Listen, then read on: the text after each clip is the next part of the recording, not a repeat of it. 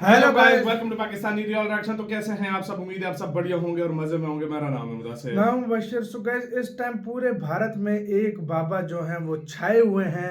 पूरी दुनिया उनको देख रही है और वो उस बाबा का जो नाम है आईआईटी वाले बाबा। इस बंदे ने फुल भाई आईआईटी से ग्रेजुएशन मतलब डिग्री ली हुई है। आईआईटी के एडमिशन को इतना मुश्किल माना जाता है, इन्होंने करके उसको क्रैक करके भाई कर भी लिया। लाखों की करोड़ों की जो पैकेज होता है सैलरी का, उसको छोड़ के ये सन्यासी बने हैं। उसके ऊपर आरजे रौनक का एक प्रॉपर वीडियो आया है, पहले ये देखते हैं, आखिर पे हम अपनी भी राय देंगे और आप लोग भी दीजिएगा। तो स्टार्ट। दोस्तों, आज से एक हफ्ते पहले की बात है। कुंभ में एक रिपोर्टर किसी साधु से बात कर रहा था। बात करते करते रिपोर्टर को लगा कि ये साधु कोई नॉर्मल आदमी नहीं लग रहा। रिपोर्टर ने उनसे पूछा कि आप तो बातों से बहुत पढ़े लिखे लग रहे हैं, कहां से पढ़ाई की है आपने? इस पर साधु का जवाब था, आईआईटी बॉम्बे से एरोस्पेस इंजीनियरिंग की है। ये सुनते ही रिपोर्टर सन्न रह गया। कुछ ही देर में पूरे सोशल मीडिया पर ये इंटरव्यू वायरल होने लगा। ट्विटर से लेकर इंस्टा, यूट्यूब, फेसबुक, हर जगह इन्हीं बाबा की चर्चा होने लगी। धीरे धीरे पूरे देश दुनिया का मीडिया उनका इंटरव्यू लेने के लिए लाइन में लग गया। आज उस इंटरव्यू को सामने आए एक हफ्ते से ज्यादा हो चुका है, मगर एक हफ्ते बाद भी आईआईटी बॉम्बे वाले बाबा पूरे इंटरनेट पर छाए हुए। ट्विटर और इंस्टा पर उनके नाम के हैशटैग चल रहे हैं। उनके फैन पेज तक को लाखों फॉलोअर्स मिल चुके हैं। उनसे जुड़ी एक एक रील को लाखों व्यूज मिल रहे हैं। मतलब जिस शख्स को 10 दिन पहले तो कोई नहीं जानता था, वो सिर्फ 8-10 दिन में इतना पॉपुलर हो गया जितने पॉपुलर हजारों कंटेंट क्रिएटर्स कई सालों तक वीडियो बनाने के बाद भी पॉपुलर नहीं हुए। और आईआईटी वाले बाबा अगर इतने वायरल हुए हैं तो उनके पीछे एक नहीं बहुत सारे रीजंस हैं। उनकी पूरी कहानी किसी फिल्मी कहानी से भी ज्यादा फिल्मी लगती है। ऐसा लगता है इम्तियाज अली की किसी कहानी को हम असल जिंदगी में जीते हुए किसी को देख रहे हो। मतलब एक तो आईआईटी क्रैक करना ही लाखों करोड़ों लोगों के लिए पॉसिबल नहीं होता, ऊपर से आईआईटी बॉम्बे में एडमिशन मिलना भी मुश्किल होता है। लेकिन एक लड़का पहले तो अपनी मेहनत और इंटेलिजेंस के दम पर भारत के सबसे बड़े इंजीनियरिंग कॉलेज में एडमिशन लेता है, फिर लाखों की नौकरी भी उसे मिल जाती है, फॉरेन चला जाता है, उसके पास हर वो चीज पाने का मौका होता है जिसका सपना आज हर एक यंग बच्चा देखता है। मगर एक दिन अचानक वो इस मायावी दुनिया को लात मारकर शिव की शरण में चला जाता है और इसी बात ने उन्हें रातों रात एक सनसनी बना दिया। धीरे धीरे मीडिया ने जब अभय सिंह का बैकग्राउंड चेक करना शुरू किया तो लोग हैरान हो गए। पता लगा कि वो हरियाणा के झज्जर के एक छोटे से गांव से आते थे। वो ग्रेवाल गोत्र के जाट परिवार में पैदा हुए थे। बचपन से पढ़ाई में तेज थे। घर वाले आईआईटी की कोचिंग के लिए कोटा भेजना चाहते थे, मगर वो दिल्ली जाना चाहते थे। अभय ने आईआईटी का एग्जाम क्रैक कर लिया। पहले आईआईटी बॉम्बे से एरोस्पेस इंजीनियरिंग में बीटेक की डिग्री ली, फिर डिजाइनिंग में मास्टर्स की भी डिग्री ले ली। अभय सिंह की छोटी बहन कनाडा में रहती थी। वो कनाडा नौकरी करने चले गए। कनाडा जाकर उन्होंने एरोप्लेन बनाने वाली कंपनी में काम किया। 3 लाख रुपए उनको सैलरी भी मिलने लगी हर महीने की। जिस टाइम वो कनाडा में नौकरी कर रहे थे तभी लॉकडाउन लग गया। अभय सिंह घर में कैद हो गए। उनका शुरू से ही आध्यात्म में इंटरेस्ट था। लॉकडाउन के टाइम उन्हें अपने और जिंदगी के बारे में सोचने का और ज्यादा मौका मिला, वक्त मिला। तब तक उनका कनाडा और कनाडा में अपनी जॉब से मन उठ चुका था। लॉकडाउन खत्म होने के बाद वो भारत आ गए। भारत आकर उन्होंने फोटोग्राफी की। वो हरिद्वार से लेकर केरल और उज्जैन के कुंभ तक कई जगह घूमने गए। अभय ने अपने कई इंटरव्यूज में खुलकर बताया है कि उनके माँ बाप बहुत ही टॉक्सिक रहे हैं, हरदम लड़ते थे। उन्हें लड़ता देखकर उनका शादी से भरोसा उठ गया था। अभय ने कहा उनके माँ बाप हमेशा झूठी शान में लगे रहते थे। उनके पिता ने जितना पैसा उनकी पढ़ाई पर खर्च नहीं किया, उससे ज्यादा पैसा उन्होंने खुद राजनीति में जाने पर लगा दिया। उनके आईआईटी से पास आउट होने के बावजूद उनकी माँ चाहती थी कि वो यूपीएससी भी क्लियर कर ले। अभय ने अपनी माँ से कहा कि मेरा मन नहीं है यूपीएससी क्लियर करने का, कलेक्टर बनने का। तो उनकी माँ ने कहा तुम नौकरी ज्वाइन मत करना, बस यूपीएससी क्लियर कर लो। अभय ने कहा कि उनकी माँ को सोसाइटी में बस ये दिखाना था कि उनके लड़के ने यूपीएससी क्लियर कर लिया है, उन्हें मेरी खुशी से कोई लेना देना नहीं था। अभय सिंह ने अपने कई इंटरव्यूज में अपने माँ बाप को खुलकर कोसा है। उनका कहना है कि माँ बाप भगवान नहीं बल्कि भगवान ने माँ बाप को बनाया है। उन्होंने कहा मैंने सारी जिंदगी अपने माँ बाप को आपस में लड़ते देखा। मैंने उन्हें इतना लड़ते देखा कि मेरा शादी से भरोसा ही उठ गया। इसलिए मैंने डिसाइड किया कि मैं कभी शादी नहीं करूंगा। अभय कई बार बोल चुके हैं, मगर उनके माँ बाप हमेशा शादी को लेकर उनके पीछे पड़े रहते थे। जब वो उन्हें ज्यादा परेशान करने लगे तो एक दिन उन्होंने घर ही छोड़ दिया। पहले वो घर वालों से फोन पर बात भी करते थे, लेकिन पिछले 11 महीने पहले उन्होंने घर वालों को फोन पर भी ब्लॉक कर दिया। अपने माँ बाप के झगड़ों से अभय इतना परेशान हो गए कि बाद में उन्होंने इस पर एक शॉर्ट फिल्म भी बनाई। जिस टाइम वो फिल्म बना रहे थे उस दौरान उनकी गर्लफ्रेंड हुआ करती थी। वो 4 साल तक उसके साथ रहे, मगर फिल्म बनाने के टाइम वो ट्रॉमा में चले गए। उनकी गर्लफ्रेंड को लेकर भी उनकी फीलिंग्स खत्म हो गई। उन्होंने ये बात अपनी गर्लफ्रेंड को भी बता दी कि मुझे तुम्हें लेकर कोई फीलिंग नहीं रही।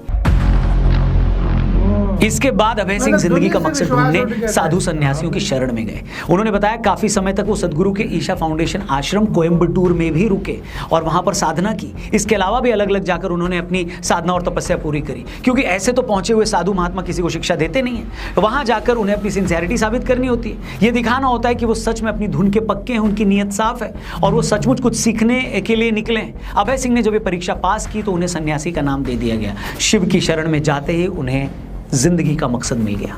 अब होता क्या है ना कि जब एक थोड़ा कम पढ़ा लिखा आदमी स्पिरिचुअलिटी के, आध्यात्म के रास्ते पर जाता है तो लोग क्या कहते हैं, अरे तो बेरोजगार था, नशेड़ी था, इसलिए धर्म कर्म में चला गया, पढ़े लिखे लोग ये सब नहीं करते। लेकिन जब एक आईआईटी ग्रेजुएट या आईआईटी बॉम्बे से एरोस्पेस इंजीनियरिंग पढ़ा शख्स प्रारब्ध और तत्व की बात करे, शिव के सत्य होने की बात करे, तो आप उसे हवा में खारिज तो नहीं कर सकते ना। इसीलिए हमें ये समझना होगा कि अभय सिंह अपने हर इंटरव्यू में शिव को ही सत्य क्यों बता रहे हैं। अब अगले कुछ मिनटों में जो बातें मैं करने वाला हूं वो हो सकता है कुछ लोगों को समझने में थोड़ी मुश्किल लगे, लेकिन मेरी आप सबसे रिक्वेस्ट है कि आप लोग प्लीज़ इस वीडियो को पूरी देखिएगा, क्योंकि अगर हमने शिव के बारे में सत्य जान लिया तो हम ये भी समझ जाएंगे कि आखिर वो कौन सा रीज़न था, कौन सी वजह थी जिसने अभय सिंह को सारी दुनिया को छोड़कर शिव की शरण में आने के लिए मजबूर कर दिया। हम ये भी जान जाएंगे कि उन्हें शिव की शरण में आकर क्यों शांति मिली, कैसे शांति मिली। तो दोस्तों बात यह है कि सनातन परंपरा में शिव को परम ब्रह्म माना गया है, मतलब ये सारी सृष्टि उन्हीं पर टिकी है। वो न तो जन्म लेते हैं और न ही उनकी मृत्यु होती है, इसीलिए शिव को शाश्वत और अनंत माना गया है। अब आप और हम जिस दुनिया में रह रहे हैं ये तो नश्वर है, ये आज है कल नहीं है, लेकिन शिव सत्य है। इस दुनिया का सच वक्त वक्त पर बदलता है, लेकिन शिव का सत्य समय से परे है। उनका अस्तित्व कल भी था और कल भी रहेगा। शिव को इसीलिए महाकाल भी कहा जाता है क्योंकि वो काल से परे है। अब इन्हीं शिव को आदि गुरु भी कहा जाता है, मतलब उन्होंने न सिर्फ ये सारी दुनिया बनाई बल्कि वो इस दुनिया को चला भी रहे हैं। दुनिया की हर चीज में उन्हीं की ऊर्जा है और इस दुनिया को बचाने वाले भी वही हैं, मतलब वही इस दुनिया के फाउंडर भी हैं, सीईओ भी हैं और सीओओ भी वही हैं। हमारे योग शास्त्र में कहा गया है कि कुंडलिनी जागरण का आधार भी शिव ही है। मतलब अगर आपको अपनी आत्मा को परम सत्य से जोड़ना है तो आपको शिव पर ही ध्यान लगाना होगा। अब अभय सिंह अगर बार बार ये कहते हैं कि शिव ही सत्य है तो वो वही बात कर रहे हैं जो हजारों सालों से हमारी सनातन परंपरा कर रही है, कह रही है। अब जो लोग इस बात को नहीं समझते तो उनके लिए तो ये भारी भरकम शब्द है, मगर जो लोग थोड़ी बहुत भी जानकारी रखते हैं वो अच्छे से जान रहे हैं कि अभय सिंह शिव को ही सत्य होने की बात क्यों कर रहे हैं, क्योंकि शिव ही शाश्वत हैं, अनंत हैं और कभी ना बदलने वाली इस यूनिवर्सल कॉन्शियसनेस के सिंबल भी है। मतलब इस दुनिया में जो भी कुछ है उसमें शिव है, इसीलिए कहा गया है कि शिव ही सत्य है। और इसीलिए एक आईआईटी बॉम्बे ग्रेजुएट ने सारी दुनिया की सुख सुविधाएं छोड़कर उस सत्य के सामने सरेंडर कर दिया। अब कहना तो नहीं चाहिए, मगर ज्यादातर रिपोर्टर्स जो इनसे बातें कर रहे हैं या कर चुके हैं उन्हें या तो इनकी बातें समझ नहीं आती या फिर उन्हें यह पता नहीं लगता कि उनके किसी जवाब में क्या सवाल पूछें। उनके लिए अभय सिंह जी की बातें ऐसी ही हैं जैसे किसी नर्सरी के बच्चे को मेटाफिजिक्स की क्लास में बिठा दिया। अभी रिपोर्टर और कुछ यूट्यूबर्स व्यूज के लिए अभय सिंह के पास इंटरव्यू करने जा तो रहे हैं, मगर इनमें से कोई ये समझ ही नहीं पा रहा है कि वो कहना क्या चाहते हैं। यही रीजन है कि बहुत सारे इंटरव्यू में कुछ लोगों को अभय सिंह या तो एरोगेंट लग रहे हैं, किसी को कंफ्यूज लग रहे हैं, कोई उनको भटका हुआ बता रहा है। ये सारी बातें इसलिए दोस्तों क्योंकि जीवन में इंस्टा पर रील्स के अलावा इनमें से ज्यादातर ने कुछ देखा पड़ा तो है नहीं। कुंभ की जिस पवित्रता और भव्यता पर पूरी दुनिया फिदा है, जिसे कवर करने अमेरिका से लेकर सऊदी अरब तक के रिपोर्टर्स आए हैं, हमारी ही मीडिया के एक सेक्शन को उसकी गहराई और उसके धार्मिक महत्व का कुछ पता ही नहीं है। कुछ लोग तो बस धड़ाधड़ अभय सिंह जी की रील्स को सिर्फ इसीलिए शेयर कर रहे हैं कि देखो एक आईआईटी का बंदा साधु कैसे बन गया।